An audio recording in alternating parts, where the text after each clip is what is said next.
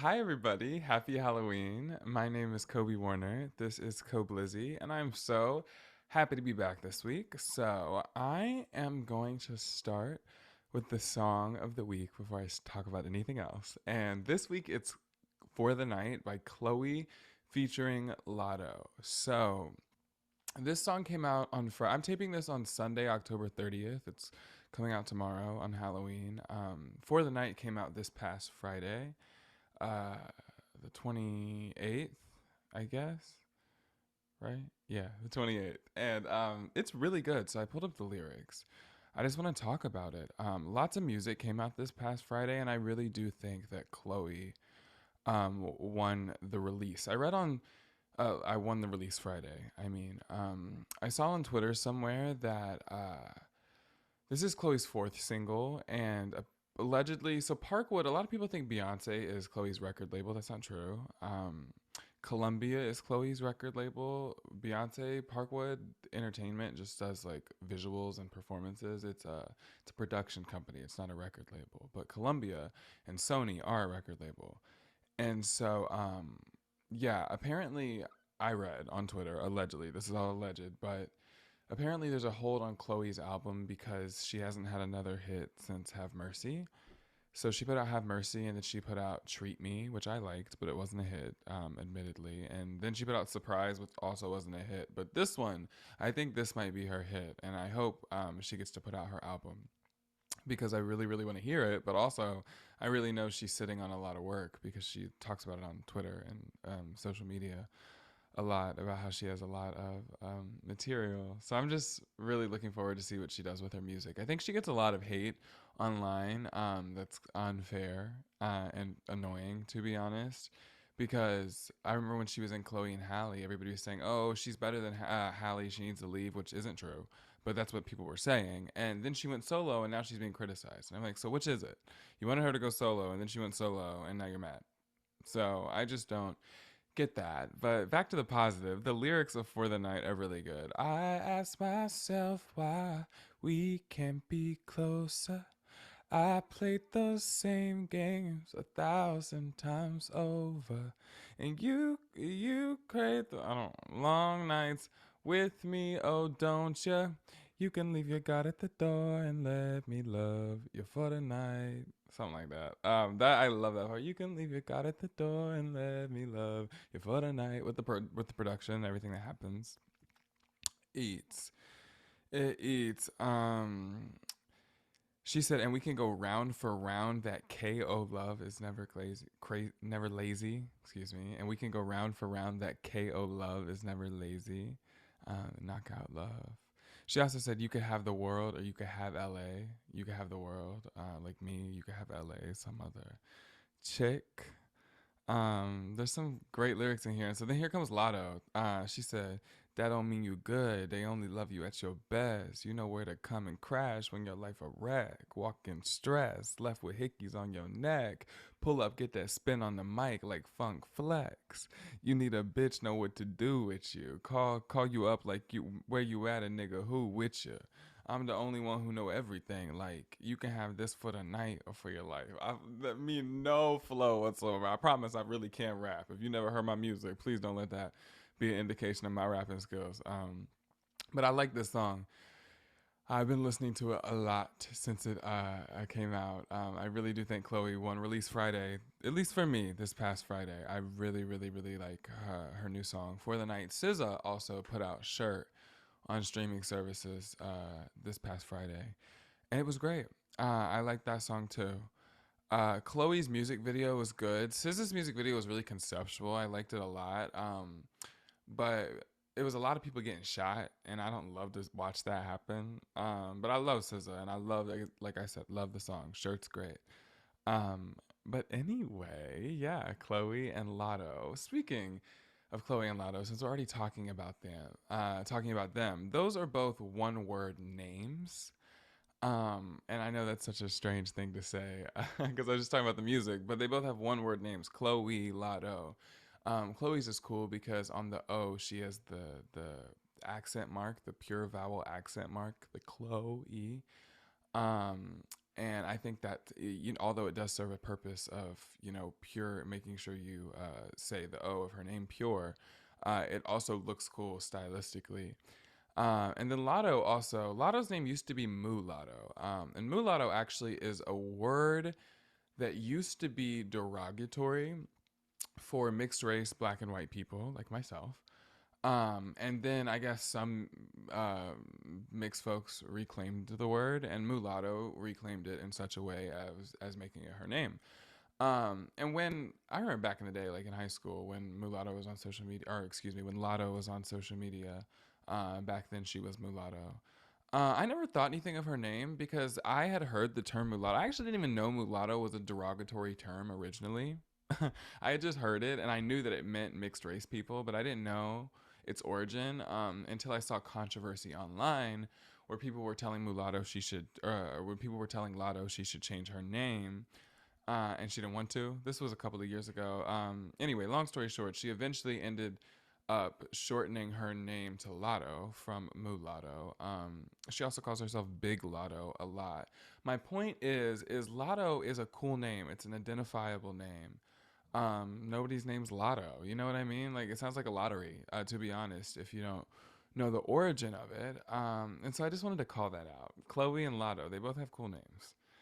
Now I want to talk about Midnights and the record breaking ridiculousness that Taylor Swift is doing right now. So I screenshotted many a photo, many a tweet from chart data on Twitter. But honey, they come with the facts, so how could you not?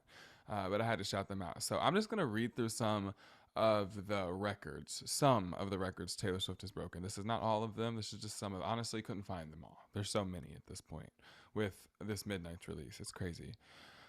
So, Taylor Swift has now earned over 10 billion streams on Spotify in 2022. 10 billion streams on Spotify in 2022, recording the biggest streaming year for any female artist in the platform's history. And it's October. Next, Taylor Swift's Anti-Hero. That was the debut single from Midnight. Anti-Hero remains at number one on the global Spotify chart with 8.44 million streams. It has now spent 9 days at number one. That was as of today. So an Anti-Hero is still number one on the global Spotify, 8.5 million streams, 9 days at number one. Anti-Hero has also sold over 500,000 units in the United States of America. All 20 songs from Midnights have sold over 100,000 units in the United States of America. Anti-Hero has surpassed 100 million streams on Spotify. It's her fastest song to reach this milestone. Taylor Swift becomes the first artist in history to earn over 1 billion streams on Spotify in a single week. Taylor Swift's Midnights to debut at number one. This is tomorrow. So the chart comes out tomorrow when this episode comes out, but this is the prediction for the chart that's coming out tomorrow, although I'm pretty sure this is final. It says it's final. But anyway, so the chart coming out tomorrow will read this way. Midnights is debuting at number one on the Billboard Hot 200s chart with 1.537 million units first week with 1,100,000 pure sales. It is Taylor Swift's biggest debut in her career, and it is her 10th original studio album. I don't know if you guys understand the magnitude of that, whether you like Taylor Swift or not. I love her. I'm saying whether you like her or not. She is absolutely, undeniably a force in the music industry, if not the force, when it comes to sales. And it's because, I said this last week, it's because of the way she markets. I won't go on a tangent about Taylor Swift because this episode's not going to be about her like last week's was all about her. But I just had to mention this because this shit is crazy. 1.1 million pure sales. I don't have the screenshotted, but I think it's the highest, the biggest 1 week debut since not Renaissance, since Reputation in 2017. Taylor Swift, since her own Reputation in 2017. I can Google the fact. Reputation debut sales. Reputation 1.2 million units. Um, and it was how many pure sales? Pure sales. I don't know if that includes the streaming. I don't know. Was streaming big in 2017? I guess. Um, over 1 million copies sold. 1.2 million. Okay, that's all it says. I don't know, but 1.2 million, regardless of whether or not that includes the streaming factored in or not, that it's still a massive number. And Midnight's is her biggest debut since Reputation. So, and it's the biggest debut period since Reputation and pure sales. But also it's her biggest debut because her only competition is herself. When it comes to pure sales, folks, she's undeniably a force. You can talk shit about her if you want for the different versions of the record, but she knows how to market. She knows how to sell her music, and her fan base is loyal and dedicated. And honestly, I feel like people who are talking about her are just mad that their faves are not that dedicated to the numbers. Because I mean, not that numbers are everything, not that the charts are everything, um, but on Stan Twitter really likes to brag, and it's really toxic, and it's braggadocious, and it's based on like, well, your fave did this, but my fave did this, and so charts and numbers are something they would like to wield, and so I think that's why they come down on Taylor Swift so hard because none of their faves can compare to her numbers. That is not shade. That is just a fact, and I love all of her competition. I love all of it, and I hate that Stan Twitter sees female pop stars as competition. I don't know. I'm not really a part of the male artist fandoms, but I don't know if they fight each other like this. Um, I guess probably Kanye West and Drake stands do. Not Kanye West. I don't even want to talk about him on the pod. Bless his heart. Bless his heart. You know, Kanye West is a mess, man. Um, he is a genius musically. But he is slowly chipping away at his legacy. But anyway, back to Taylor Swift's successes. What did she say? Karma is my boyfriend. Karma is a god. Karma is the breeze in my hair on the weekend. Karma's a relaxing thought. Aren't you envious that for you it's not sweet like honey? Karma is a cat purring in my lap because it loves me. Flexing like a goddamn acrobat. Me and Karma vibe like that. I don't even know how many times I've listened to that album since it came out. It's like Renaissance. When Renaissance came out, it's gonna be my number one album of the year. Renaissance is. I don't know what crack they. I see something, and I hope it's not a baby spider. I'm just gonna have to ignore that and keep filming. I'm gonna cry. I'm scared of spiders. Anyway, what's next? What's next? What's next? What's next? So Taylor Swift. That's a cool name. Taylor Swift. It's a two-namer. You know, Chlöe and Latto both have one name. I was about to say monogamous. That's not the word. But there's a word for people who just have one name. I swear to God, I see. I'm sorry. I have to like handle this spider because I'm gonna have an anxiety attack if I do not. Like, I literally, what the literal heck? Like, I can't even do. It was like little. I don't know if you could hear me when I was talking just then, but there was a little baby spider, and I really am just not a fan of spiders. But Taylor Swift does have a cool name. She has a cool name, and like I said, it's not the what's the word? I love having my laptop. So I'm filming a little differently this week. I have recently I've been using a webcam. Used to when it was really crunchy back in the beginning. If you've been watching since the beginning, it was just my laptop camcorder, like the photo booth. I wasn't using photo booth. I was using. Uh, anyway, it was bad. But then I got a webcam. Now I'm trying taping on my phone just because when I have the camera on here, I won't look at the camera. You know, I always say I'm not looking at the camera. I always look at my face. And so I feel like if it's detached, like I can't even see myself right now. And so I can now. I just went back to the viewfinder. But for that, I look a little greasy, don't I? My hair's in a bun, like I'm in middle school. If you knew me in middle school, you remember my bun era. Anyway, so I'm filming a little bit differently, but now I'm gonna get back to Googling the one name word. A mononym. A mononym is a name composed of only one word. I don't know if that's what I was referring to. It's the mononymously. People will use it like that, known mononymously as. Manam, Mana, Mana, Mana. I don't, that, too many N's in that word. Mana, it's like, damn, I'm getting tongue tied. But anyway, Beyonce. That's a one word name. Zendaya. Madonna. I saw this video of Madonna doing poppers on TikTok live with Terry Joe. You know Terry Joe from TikTok?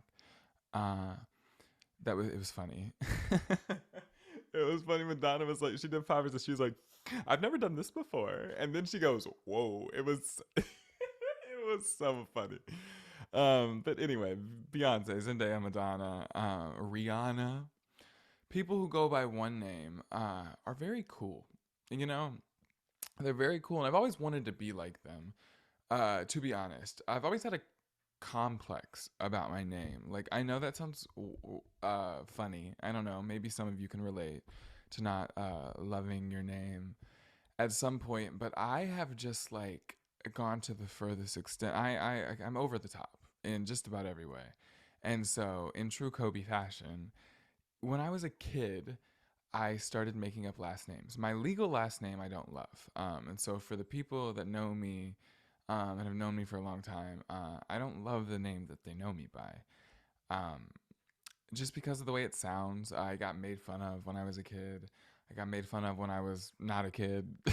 And so I also don't like it myself, you know? And so all of those factors together. Anyway, my point is when I was like 12 or something, whenever I made my first Instagram account, I made up my first fake last name. It was Stars, Starz, which obviously is very silly. But at the time, I thought when I was going to be a Disney Channel star, I was going to be Kobe Stars.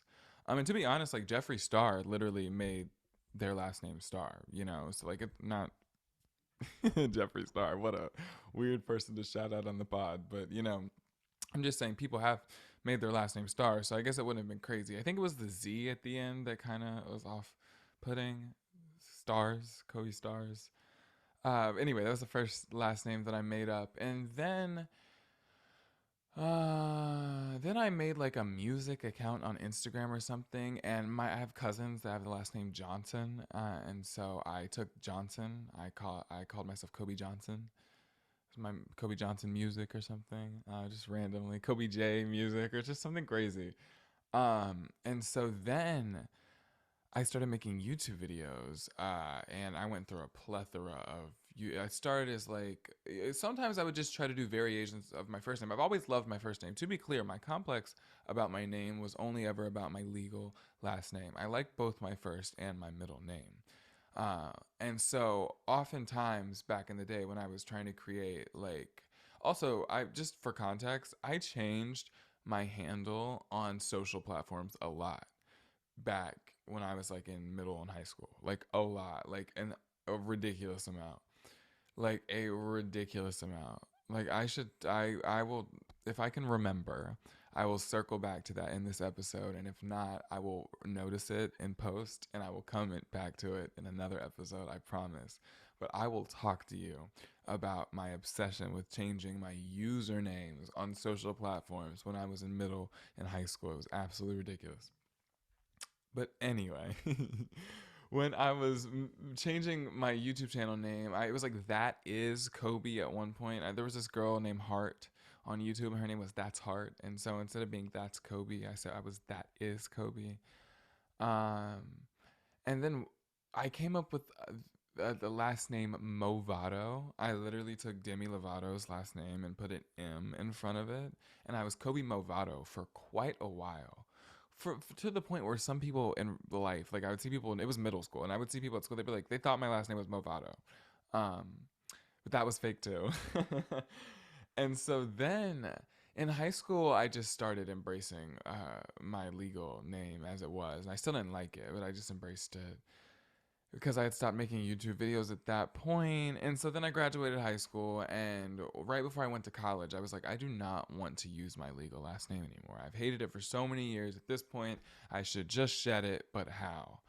Um, and I actually wasn't smart enough to go by my first and middle name back then. I don't know why. But I just said my name was Kobe. So I changed my username on Instagram to KOBLIZZY. It used to be my first and last name. I changed it to KOBLIZZY. because that's how a lot of people knew me for a couple of years anyway. It had been my Finsta username. If you guys know Finstas, I don't know if people still have those. I know some people do, but I don't know if lots of people still use those. But anyway, it was a fake Instagram. Some people call them spam accounts. But anyway, it was my Finsta username from like freshman year of high school on. And so when I got to college, I made it my main Instagram username, and I made it all my other usernames. And I kind of tried to take my last name off the internet as much as possible. And I would just put Kobe everywhere that I could, just Kobe, Kobe. And so when I was at college meeting people, I would say my name was Kobe, and that was it. And because we were on Zoom classes for the most part at the time, I could just update my Zoom name to say just Kobe. Not just Kobe, but it just said Kobe. And so nobody knew my last name.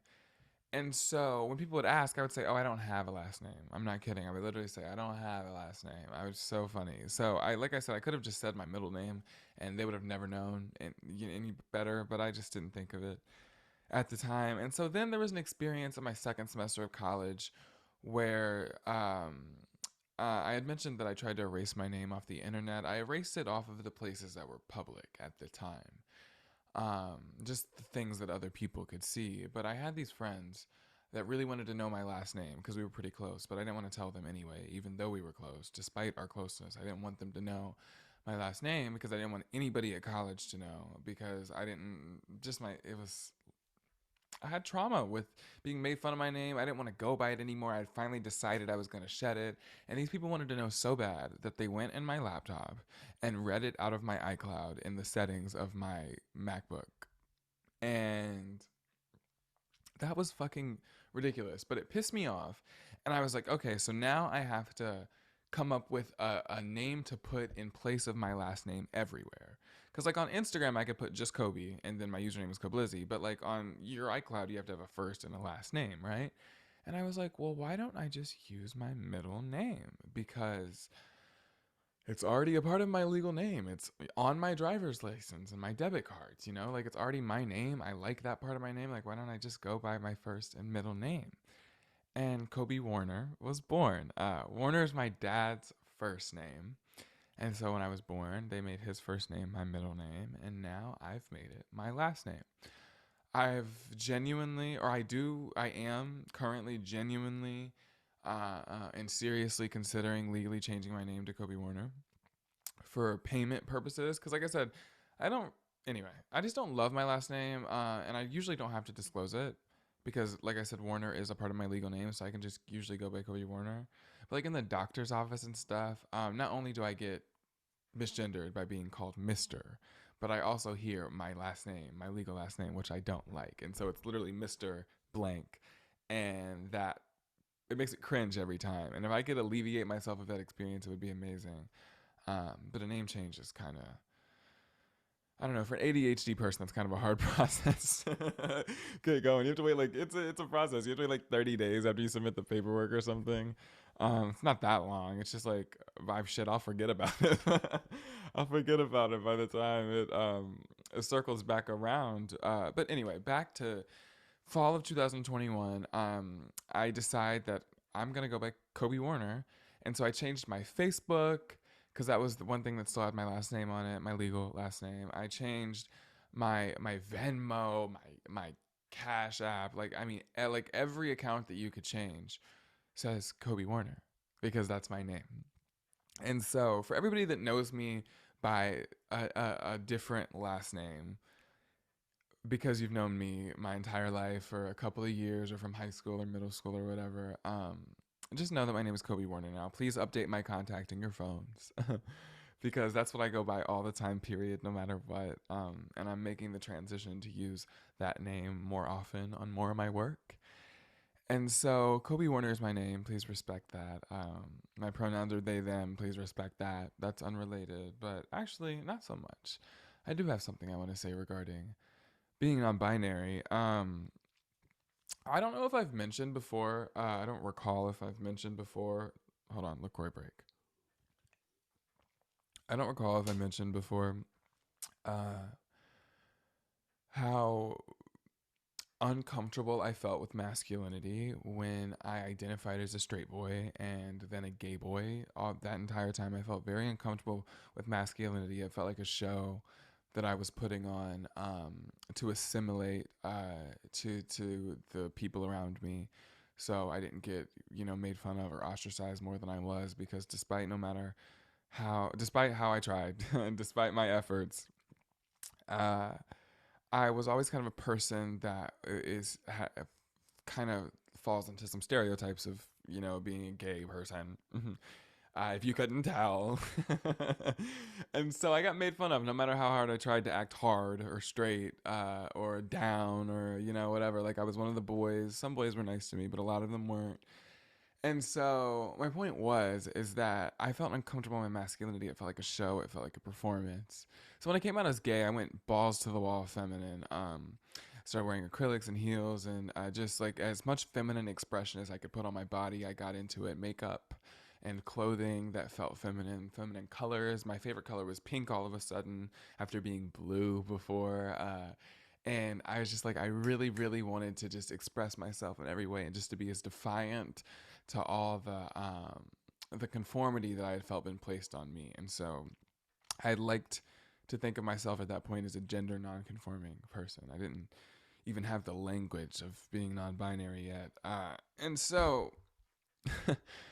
then I came out as non-binary, and something really interesting happened. Another evolution where somehow finally saying out loud that I really didn't feel like a boy allowed me to find comfort in my masculinity more than I had ever had before. I am more comfortable in my masculinity than I've ever have been before in my life. And so it put me in a position to where I am misgendered a lot, because oftentimes my expression is very masculine looking to a person who is not, having their eye peeled for non-binary folks.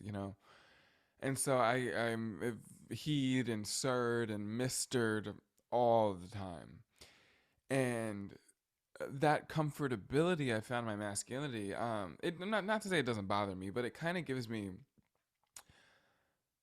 I don't know. It's like I'm not so bothered by being misgendered anymore. That sounds terrible. Don't misgender me, please, on purpose. I don't mean that. I'm just saying, like, unfortunately, the way I walk in the world sets me up to be misgendered every single day of my life. If I go into public in a situation where I have to speak to somebody that doesn't know me, I'm probably going to be referred to as he or sir or mister. That's probably just the reality of my situation. Almost any given day. Some people ask your pronouns. A lot of people in the South, especially, do not. A lot of people everywhere do not, but in the South, especially, people are not checking for pronouns.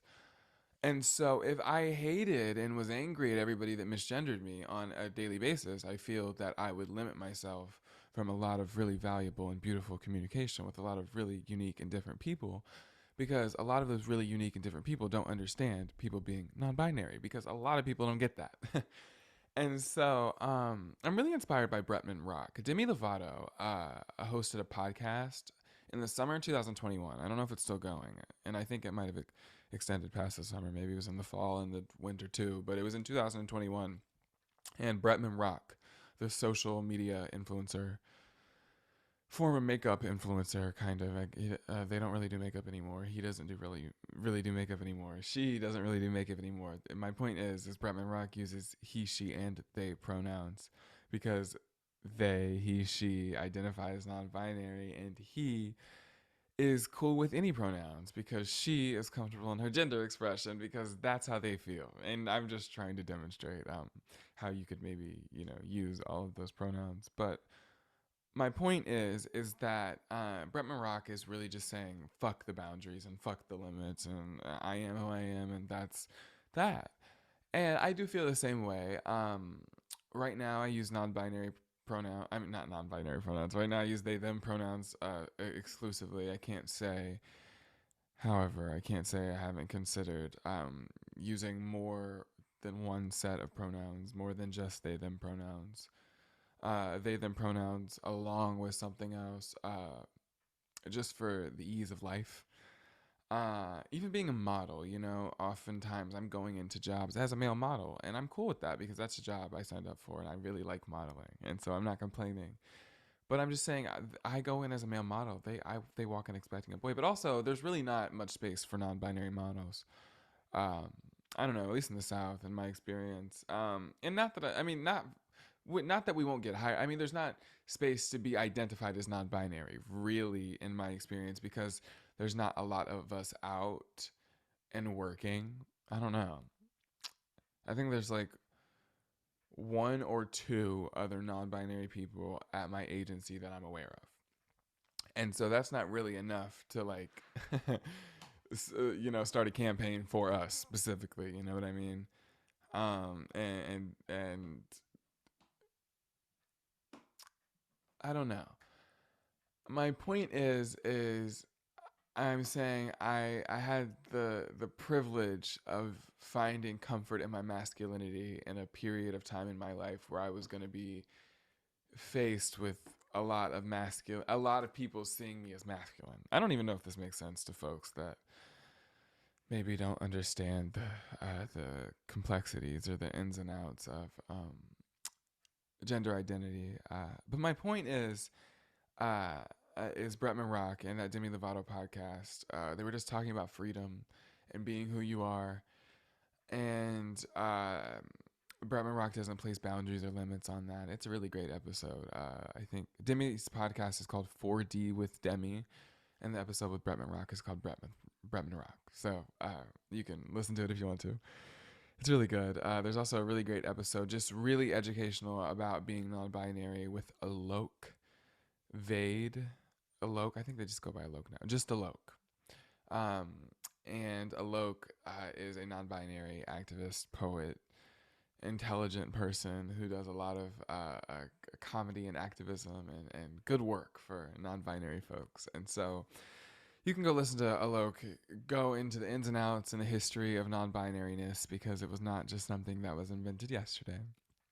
It has historical roots in a lot of different cultures, and a lot of different groups of people have traces to some sort of non-binary identity being part of their culture back in the day. That was a run-on sentence if I've ever heard one.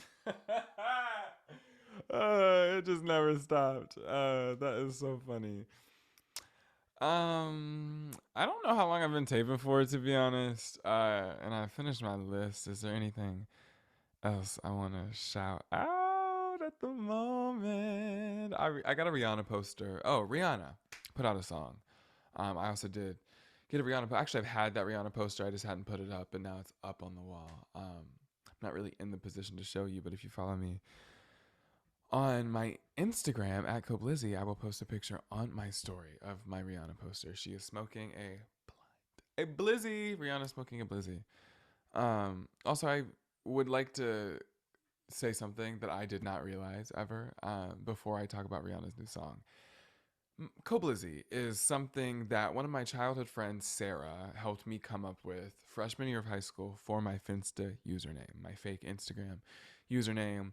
It then became my main Instagram username. I started releasing music under the name, and so it became a lot more than what it once was. But the whole time it was just a play off of my name, Kobe. KOBLIZZY. It was inspired by Snoop Dogg Faux Shizzle My Nizzle, which inspired Kylie Jenner's old Snapchat username was Kylizzle My Nizzle, which was inspired by Snoop Dogg's phrase that I just said.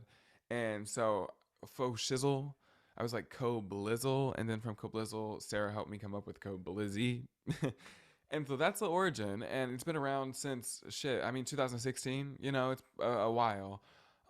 Very recently is my point. It's KOBLIZZY's a name that's been with me for a while. Very recently, I learned that blizzy means a blunt. Blizzy means blunt. I didn't know that. And so KOBLIZZY, blunt, I think that's funny. I think that's very funny. I think that my name, part of not my name, my nickname, my pseudonym, it means blunt. So yeah, I wish the government would legalize weed and expunge all the people who are in jail for misdemeanor drug charges, drug crimes, weed only. Like, let those people out of jail, please. Whenever I talk about weed, I feel like I have to mention that because it's really fucked up that they're still there. But Rihanna's new song. Speaking of weed, Rihanna, somebody who loves weed. somebody who is smoking a blunt on my wall right now, Rihanna, released a new song, "Lift Me Up," for Black Panther 2. I don't actually know what it's called. I saw a tweet that says Black people just call everything 1 and 2.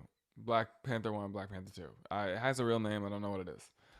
But there is a Black Panther 2. Rihanna has 2 songs in the movie. I read on Twitter. Only one of them has been released on streaming as of now. "Lift Me Up." And she's hasn't released music in 6 years since anti or maybe Lemon. I don't know if Anti was her. I think there was a single after Anti, but anyway, she hasn't released music in a long time. It's been 6 years, and so a lot of girls were underwhelmed. I think is a word. They were shisty about it, but they were underwhelmed with her song. Because I guess they were expecting something you could do poppers to. Another tweet I just quoted. I guess Madonna was expecting you something you could do poppers to. Madonna's the one on Twitter that hates "Lift Me Up." I'm kidding. I'm kidding. I'm not trying to spread misinformation. But anyway, a lot of people didn't like the song. I think it's boring. They think the vocals are messy or whatever. I think everybody's getting lost in the sauce. I think the message is getting lost in the sauce, which is that Chadwick Boseman was lost. This movie was hard for everybody involved to make, and not that Rihanna was involved in the filming process of the movie, but I think her song is a tribute to that. It's a tribute to grief. "Lift Me Up." It's a song that's supposed to be. It's like a "Rise Up" by Andrew Day. It's a pure kind of chill type song, and I just think that's not what people were expecting from for her first big song back. But I do think that she's gonna have solo music coming of her own that's not associated with the movie after these movie singles come out. So I don't think anybody has anything to worry about. I just think people maybe had expectations uh, that were set for something different other than what they got. I do not think Rihanna's new song objectively is bad, and I think to say that is really mean.